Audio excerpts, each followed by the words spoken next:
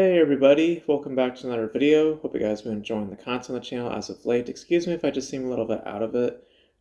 Just it's been a weird few days. I can't really pinpoint where exactly it's coming from. Just been dealing with some stress, not been eating too well. Um, yeah, so I don't know. I'm doing okay personally, and nothing bad's going on. So I don't know. It's probably just maybe, down with some blues. I don't know. I don't know.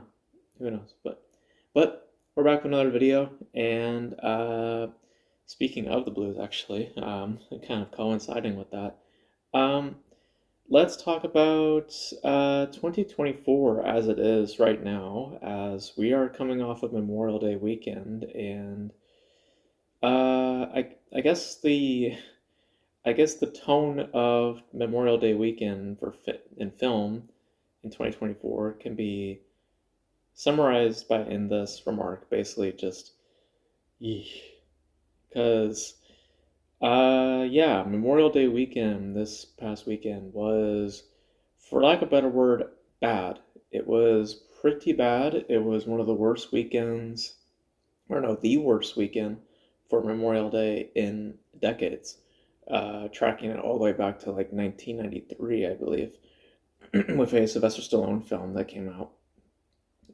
So yeah, and we're now also coming off of May. So looking back on May, the beginning of the summer, it's not been a good start. A lot of failure so far, a lot of things that have not turned a profit yet. I mean, just to give examples, Kingdom of the Planet of the Apes has yet to turn a profit. It's made something like $200 million so far. Needs to make 400, like no, 450, 500 to break even. The odds of that happening are becoming slim. Fall Guy practically failed. If failed.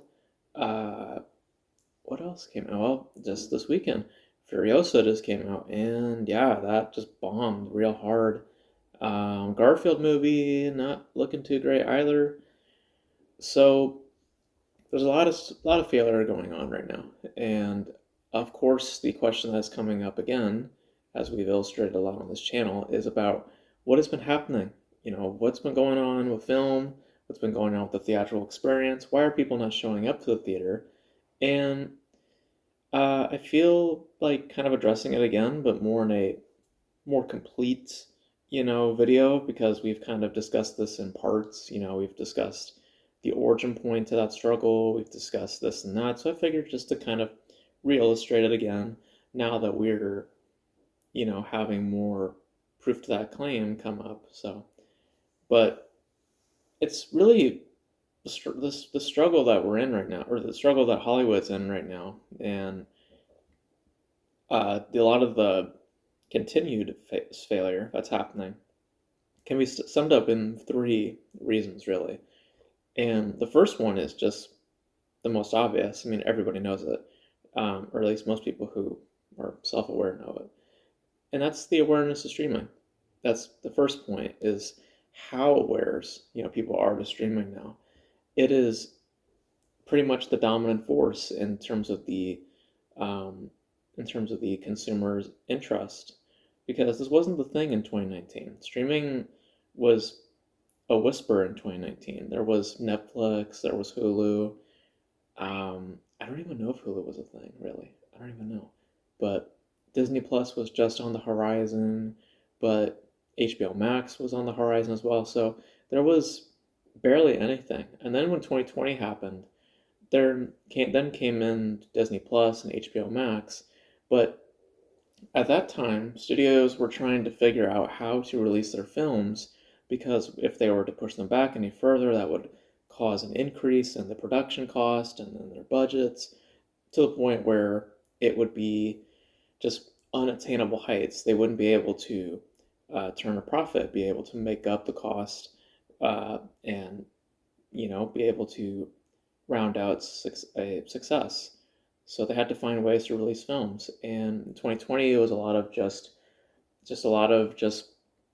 delaying and a lot of just consulting, trying to figure out what to do. And then in 2021, Um, as per Warner Brothers releasing their HBO Max strategy, their same day release strategy, all the studios pretty much just follow suit. Warner Brothers pretty much led the charge in that. And then came along all these other streaming services with Peacock, Amazon Prime becoming much more dominant.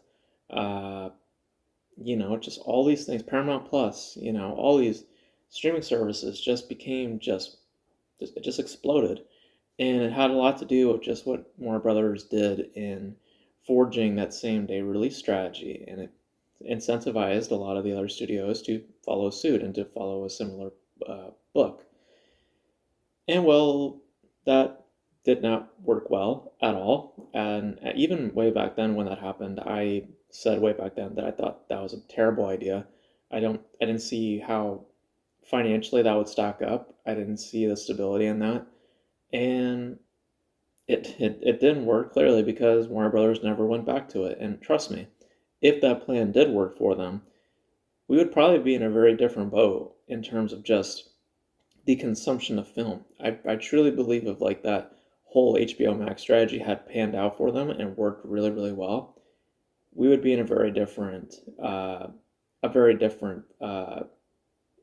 play field. When it comes to just how we consume film, streaming would be just in a different stratosphere and in a different perspective.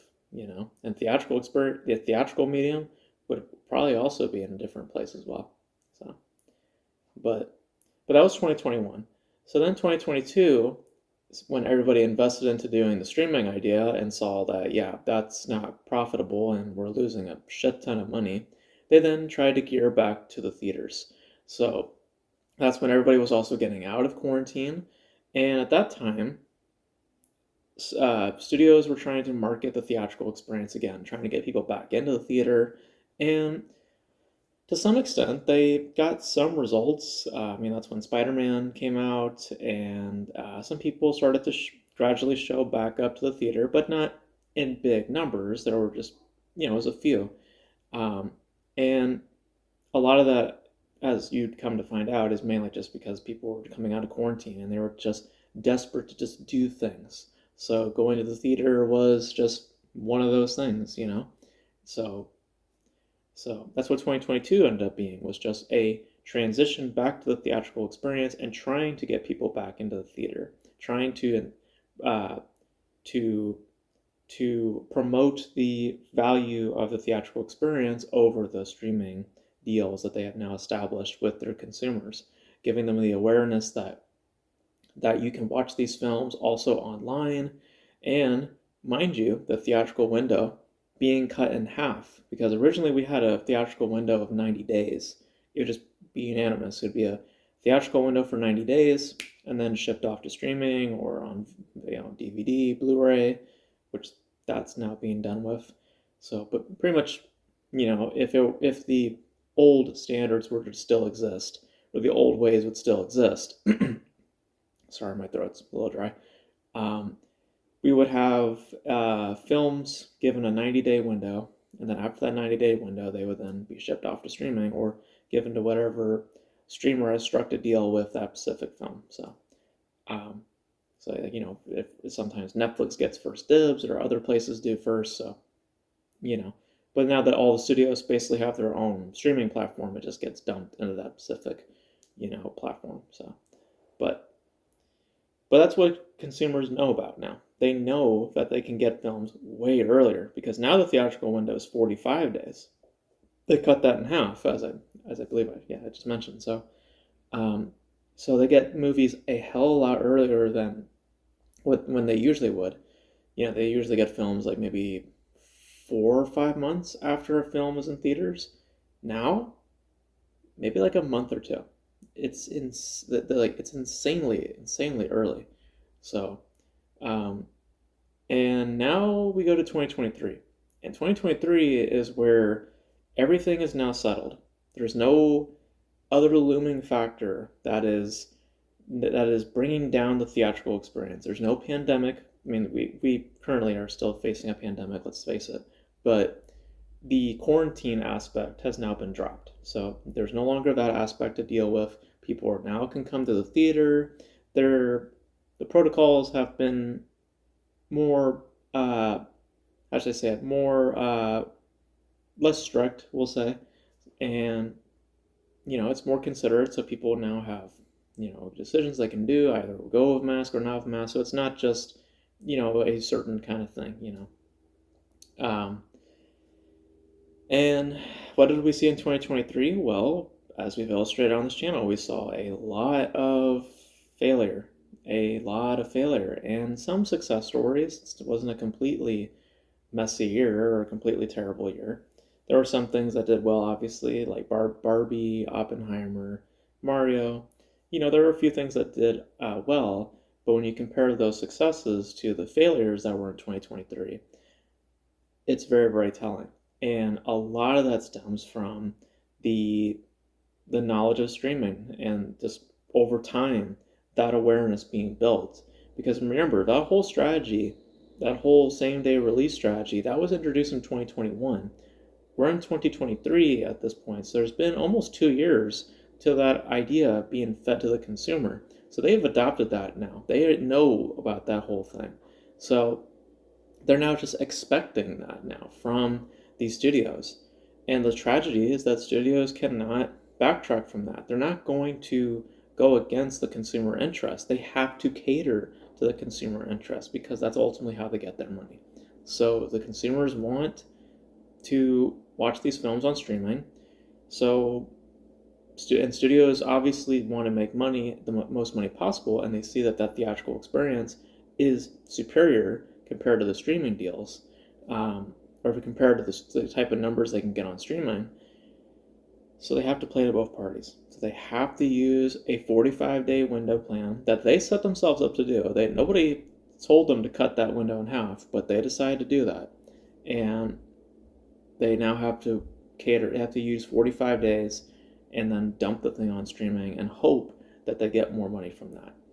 And with that whole strategy in place, or that whole plan now as the norm, as the new standard, the thing that happens from that is that the consumers don't care to go to the theater. They just don't care because they only have to wait a month or two to watch it online, because you're giving them all the advantages with streaming. One, it's convenient. They can just sit at home. Two, it's cheaper. They don't have to buy for drinks. They don't have to do this and that. Especially if you got like families that are going out to watch film, they can just watch it from the comfort of their home. So you're giving them all the advantages here, and you've given them the awareness to those advantages.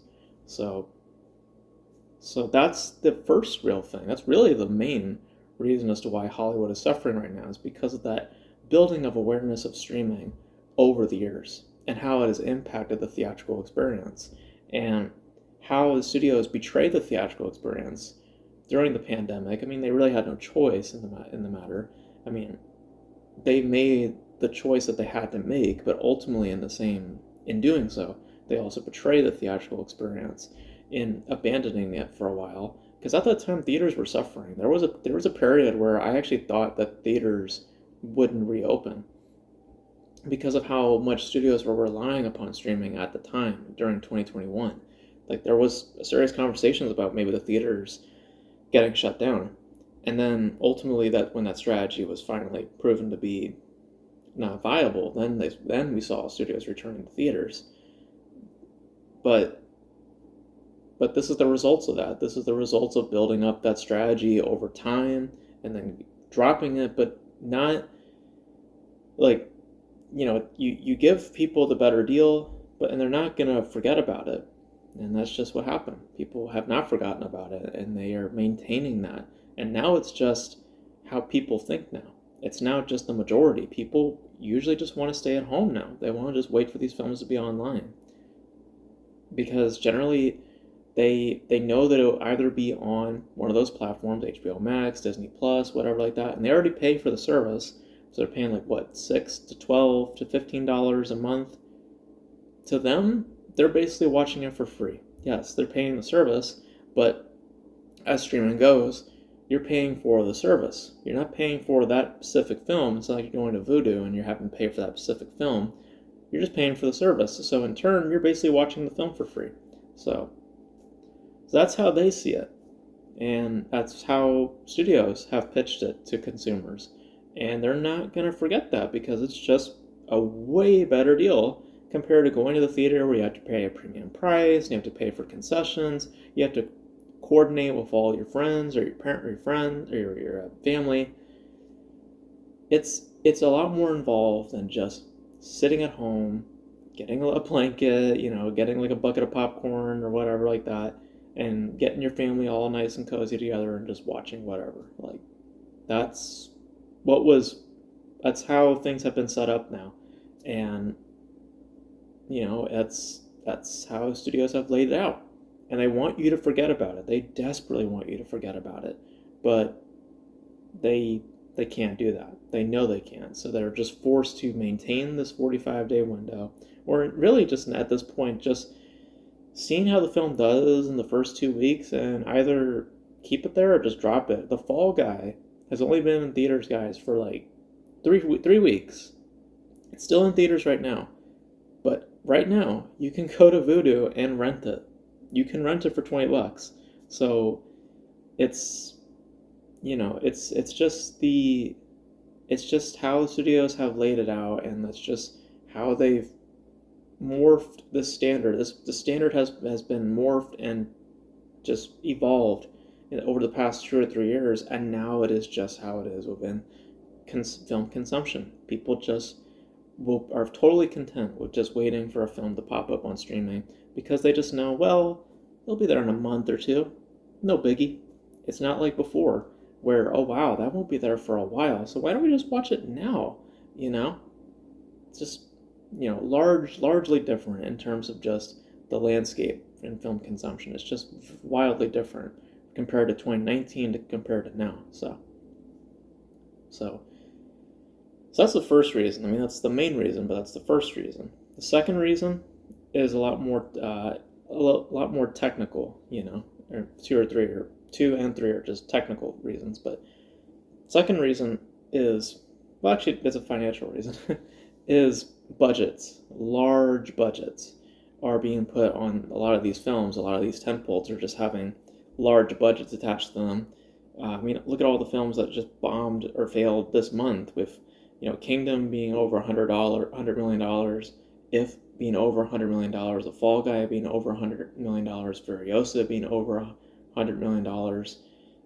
Like, now, a lot of these films that have come out with those price tags, like we've said at the beginning, as a result of the pandemic, a lot of films were delayed, and with that, the budgets went up. Like one of the more notable points is Mission Impossible, Dead Reckoning Part 1.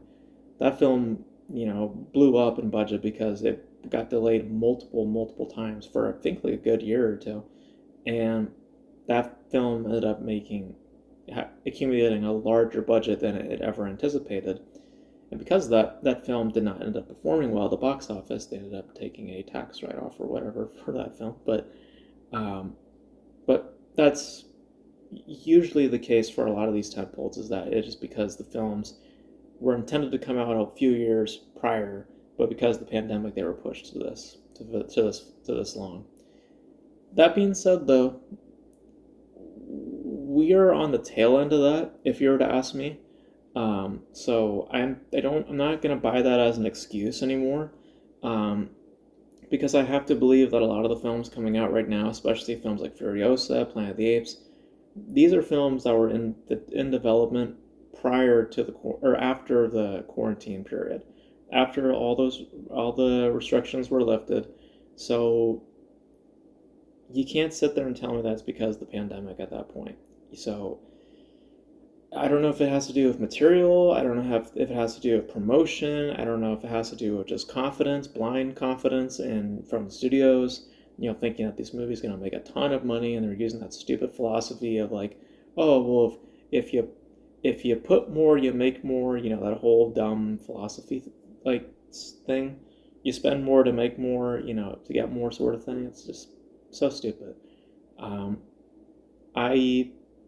I think now, hopefully, studios will realize that, yeah, our motto should actually be think before you act, because these budgets are not doing them any favors. They're really not.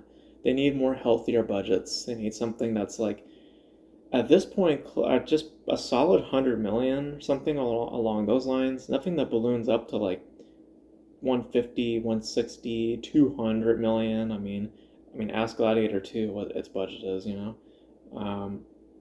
Like it's just these budgets are just insane, and just insane because also by just how financially speaking the box office has been going. It's just like it's not sustainable at all. There was a chart that I saw recently from, I think it was Hollywood Reporter, where they tracked May from 2019 2020. They showed you like a little chart showing you the decline over the years and how 2024 stacks up compared to the other years. We're on a downhill spiral, guys. It is just going down. And a large reason for that, it has to do with the budgets attached to it. A lot of how much is being put forth, financially speaking. So, so hopefully Hollywood learns to cut back a lot on budgeting, because that also hurts a lot of these films. And the last point really is on a technical level. It's very specific, but it also qualifies because it's an issue that some people are bringing up nowadays, and that has to do with runtime. A lot of films nowadays are freaking long. Like they are long movies. Last year I remember I went to see Killers of the Flower Moon, and then I forget what the other film was, but they were both nearly like 3 hour film. Napoleon, I think that was the next film I saw. Like they were both nearly like 3 hours long. And I just heard that Kinds of Kindness, the new Yorgos Lanthimos, I think that's how you say his last name, forgot his name, but the director behind Poor Things most recently. I heard that film's almost 3 hours long. Like, what the hell, you know? Um, and it's not always the case. I mean, sometimes good word of mouth, will survive, will, power over a runtime, and intimidation over a runtime may not be much of a concern if the film is garnishing better reception or just based on social media how they deem it. Like look at Dune. Like Dune's made a whole lot of money, and that's about a 3 hour film also. But there's definitely an argument to be made that having longer films, we're just speaking purely on a business level. I mean, on an artistic level, I want to see what your vision. If it is 3 hours, fine. If it happens to be even more than that, then fine. I think that that's asking a lot out of the viewer, but if that's your vision, then sure, I'll take it. I want to watch that film. But speaking purely on a business front, firstly, it limits how many auditoriums that film can occupy. The longer your film is, you don't get the luxury of getting a ton of auditoriums for your movie. You only will get a few at a time because of just how long your movie plays. And within a 24-hour period of opening up business, you can only show that film so many times throughout the day. So you're going to have more limitations than more flexibility because of just how long your movie play is. And depending on the kind of IP or depending on this and that, your film may struggle as a result. And we've seen films like that have struggled, that have long runtimes. Killers of the Flower Moon was an example of that. Napoleon was an example of that. I'm pretty sure I can name other films that are like really long and haven't turned profits either. But that also plays into it. Just the long kinds of sits that films nowadays demand from audiences. I'm not sure why Hollywood thinks this to be a good strategy either. Like again, like with limiting auditoriums, you would think that they would want to shorten the runtimes or have like a mandate of some kind. I'm not with it on an artistic level, but speaking purely on a business front, I can understand that because again, they're trying to get as many butts in seats. So why limit how many seats are available. So I don't know, but those three reasons, guys, those are the reasons why Hollywood is struggling right now, and it will continue to struggle. Like, this summer is really a huge question mark. Like, it's not hyperbole in saying that. There's like coming out of this weekend also. Like, I was I wasn't expecting Furiosa to do well. I really wasn't. I mean, even though what I've heard from the film, because I heard budgets, I heard like a budget of like 200 million, something like that, and I was like, what for Furiosa? But apparently that was the Australian numbers. When you convert it to US currency, it's actually like 160. Still, though, I wasn't confident though in its performance, but well, here we are. So what does it mean for the summer? Like, what does it ultimately mean for the summer in general? Well, like I said, it's kind of a question mark. It's kind of hard to predict what will do well because of a lot of what I've illustrated in this video. The awareness of streaming, the large budgets attached, the long run times. All it does is push people away from the theater. All it does is push people away from the place of which you make the most money. And it's just making it more difficult to justify the cost of things, more difficult to justify the existence of things. It's it's a rather dark period right now, and it's both a recovery period but also a bit of an uncertain time for film right now. It's really not a hyperbole in saying that. And this has been we you can view this channel if you want to, looking back on the other topic videos. We've tracked this for over the past 2 or 3 years. It's not completely shocking seeing where we are in 2024 and what might be coming for the next few months throughout the summer. There are a few things that might do well here and there. We have Inside Out 2 coming out in a few weeks that might be performing well. Obviously, Deadpool and Wolverine might be the saving grace of the summer, but everything else, man, it's like, who knows? Who knows? I'm not expecting Bad Boys to do well. I'm not expecting that to do well. I'm not expecting like I'm not expecting Twisters to do well. I'm not expecting all these other things to do well because like no one seems to really care, honestly. It also probably has to do with a little bit of the IPs that are being brought to the table, a lot of just a lack of flair or originality within the presentation of those concepts. I don't know. Maybe there's some fatigue, just generally speaking, not just genre specific. Maybe just fatigue in general with just film consumption. But but I don't think that it has to do with that. But I think it mainly just has to do with just how studios have positioned the theatrical experience over the years and relying upon streaming for a short period of time and giving that idea, planting that seed into the consumer's head, and now they expect that.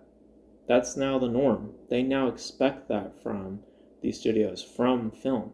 They expect that turnaround, that quick turnaround time from the theater to streaming because they want the better deal. But the problem is that that's not the better deal for studios. It's only the better deal for the consumer because they try to do streaming, they try to invest in streaming, and that failed. So now they're relying upon the theatrical experience. Because the best way I can put it is like just using a hand motion. Studios are over here. The audience is over here. Audience is right here with streaming, and they're getting the better deal with the with the with the lower prices, potentially just free if when you look at it from a certain angle. No reliances to buying like concessions or coordinating and all that stuff. Just sitting on your couch and having a good old time. Over here at the theater, they get the better results, the better money from here. They tried to be over here, but it didn't work. So now they're over here. People don't want to come here because they have to pay premium prices, they have to pay for concessions, they have to do all these things. And theaters and studios want to make the money over here, but streamers are wanting the movies over here. So you see the conflict of interest. And who's to blame? The studios themselves for positioning this. So So they fucked themselves over. I mean, that's just kind of the best way to describe it. They're the ones who fucked themselves over, and partially it was a damned if they do, damned if they don't situation by how the pandemic went about. I don't blame them for going the streaming route, but it's just unfortunate by how that has established the current market today. And it's not going to go away. It's just not going to. This is going to continue into 2025, 2026. Maybe there might be a flux up, maybe a bump up next year, who knows. But I'm anticipating this year to still be fairly messy, fairly, I don't want to say shitty, but close to it. Because 2023 was rough for a lot of companies, and I'm anticipating this year to still be rough for a lot of companies. I mean, currently, right now, as it stands, it's still rough. I mean, Universal's not doing great. Warner Brothers is probably not happy with how Furiosa is turning out right now. The only one that seems to maybe be happy is Disney. But Disney pretty much just said bye to this year anyway, because they pushed all their Marvel stuff to next year because they are not confident in any of those films. So that's why they pushed Deadpool to this year, because that's the only thing that they have confidence in. So, and as we've established, delaying things is probably not the best idea, because then the budgets go up. Forcing those films that that you don't have much confidence in to make even more money. So, so probably not the best idea, um, but yeah, it's just how it is. It's just how it is, and Hollywood set themselves up this way, and it's hard to have much sympathy when they're the ones that shot themselves in the foot. They're the ones who did it. So it's just, I mean, there were other factors involved, like I said, the pandemic and stuff. I don't care about the actor strike. I know some people will bring that up as well, saying that that's like an excuse. It's not. Okay, if they didn't have to delay things, they didn't have to do all that stuff. They did not have to do any of that. They're the ones who chose to do that for some reason, because they thought that somehow the actor strike would affect consumer interest.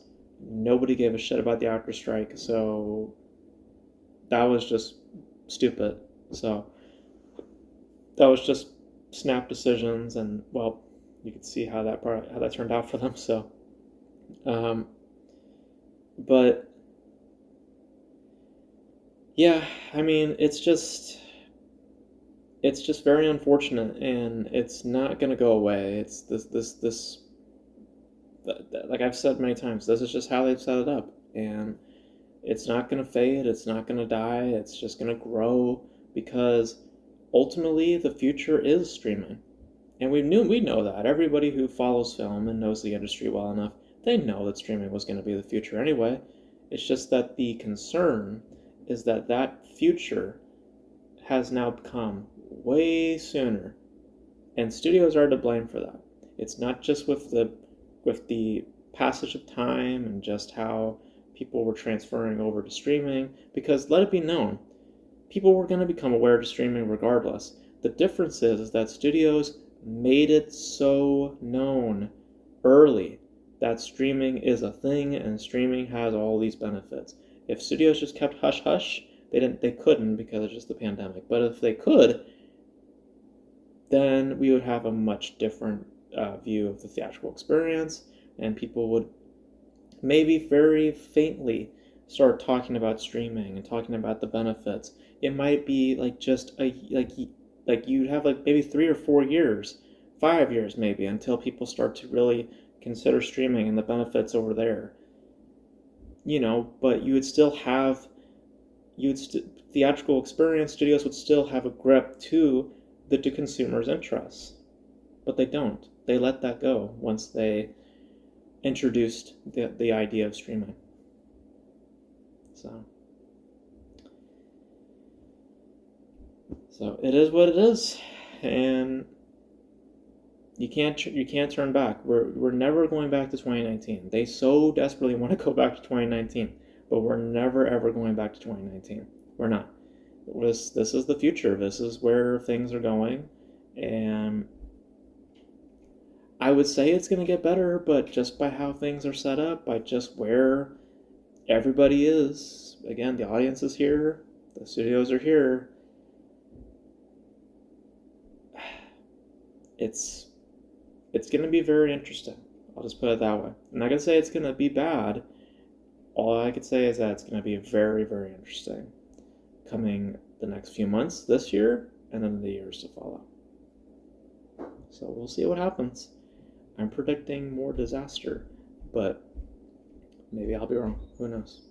But yeah, so that's my thoughts on just where Hollywood is at and just how we've gotten to this point.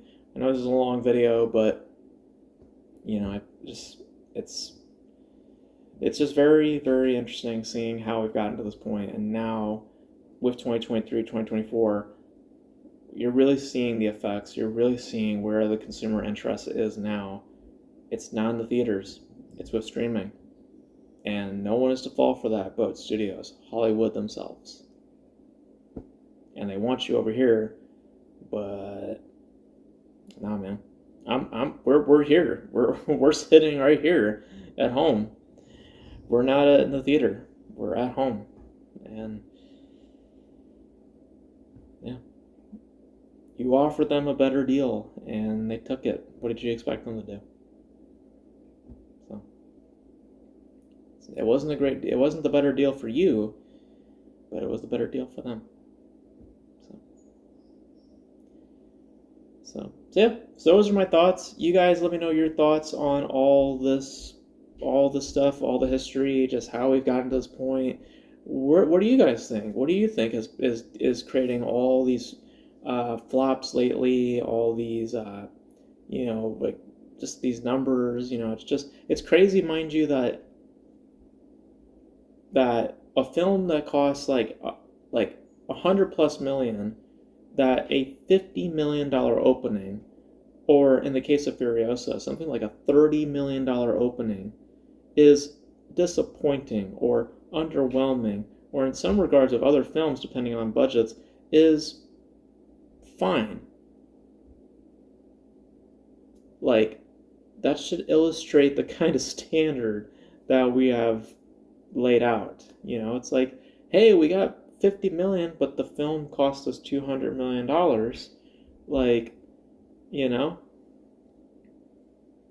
so yeah. But you guys want to know your thoughts. Do you guys think it has to do with streaming? Do you guys think it has to do with budgets? Do you guys think that it has to do with runtimes or anything else that I haven't considered? Let me know all your thoughts in the comment section below. Thank you if you've stuck around to watch this entire video. This is a long video. This is going to be a pain in the ass to edit, but I hope you guys enjoyed it. I hope you guys enjoyed my thoughts, and let me know your thoughts in the comment section below. And that's going to be it for this video, guys. Thank you guys for tuning in, and until then, I will catch you guys in the next video. Bye.